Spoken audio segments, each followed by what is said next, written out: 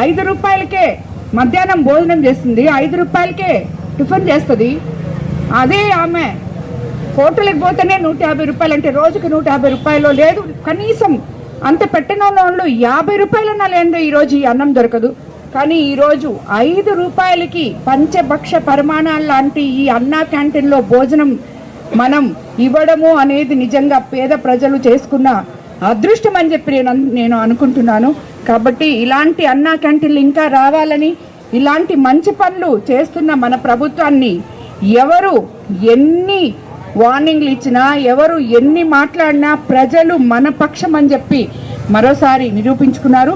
అన్నిటికన్నా ముఖ్యంగా ఈరోజు నేను ఎమ్మెల్యే అయిన 2 సంవత్సరాల్లోనే ప్రభాకర్ రెడ్డి గారి అడుగుజాడుల్లో నడుస్తున్న నన్ను అత్యున్నతమైన ఒక కమిటీలో పాలిట్ బ్యూరో మెంబర్గా ముఖ్యమంత్రి చంద్రబాబు నాయుడు గారు నా మీద నమ్మకంతో నాకు ఈ బాధ్యత ఇచ్చారు. ఇది వరకు ఎమ్మెల్యేగా, టీటీడీ బోర్డు మెంబర్గా, ఎంపీ గారి వైఫ్గా